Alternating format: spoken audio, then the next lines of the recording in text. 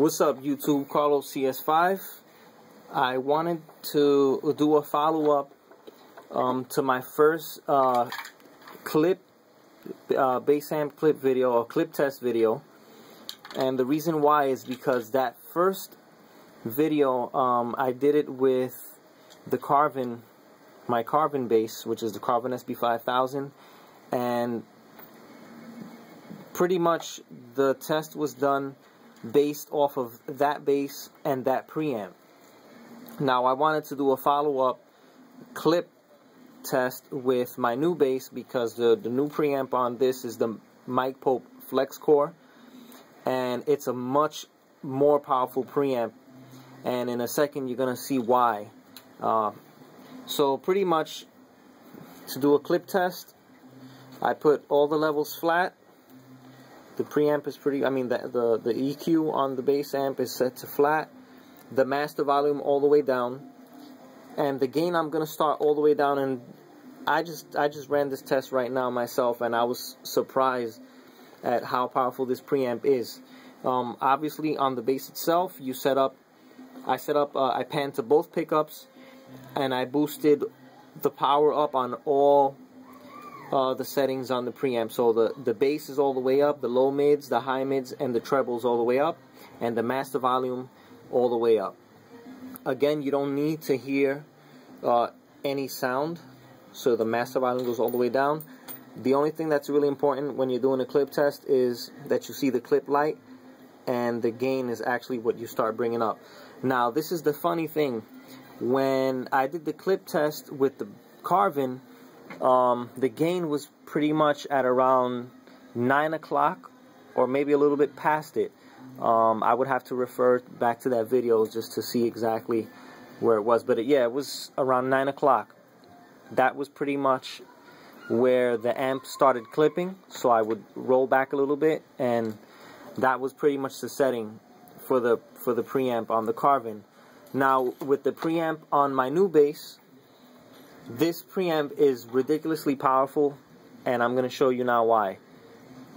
I'm going to turn the gain all the way down, so it would be almost no frequency going into the amp. But even with the gain all the way down, when I start playing my amp, you're going to see that clip light go off. See that? And that's with the gain all the way down. So now, I've only had this bass for a few months, so I'm still learning, when I'm playing with different amps, how to set up the EQ so that I don't pretty much burn the amp out. But you can see that even with the gain all the way down, it's clipping. So now, what I do is I bring the bass halfway, on the preamp itself, the bass band, I bring it halfway. And since the bass produces enough low mids, I don't really use the low mids too much. I'll probably bump it up just like one tiny notch. The high mids I put halfway, and the treble all the way up. See, now when I start playing, it's not clipping. So then now, I would bring this up until I get the clip. And as you can see, it's not really clipping much at all. As a matter of fact, there we go. See, now I brought it up almost at 1 o'clock, and it's starting to clip. So what I do is I just roll back, and that's it. I'm set for no clip. And that's mainly because I have the bass set to, halfway or flat pretty much. But if I bring it up a little bit, then that means I would have to roll back on the gain itself till it's not clipping, and I'm all set.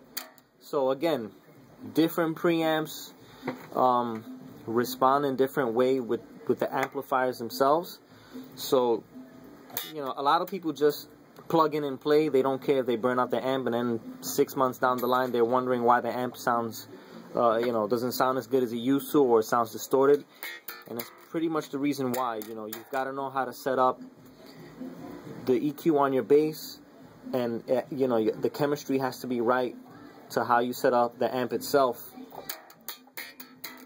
A lot of people might think that I'm very picky with my gear. I just like to take care of it, and I just like to play with it and know the settings for each bass. And pretty much with this new preamp on my new bass, you know, it's like you saw earlier with the gain all the way down. If I bring all the levels back up again and I start playing, you see that it clips. But I just found a trick. I put it up around maybe 9 or 10 o'clock, and I roll back a little bit off the bass itself, and just set up EQ the way I like my sound. I don't get a clip, and I'm playing pretty hard.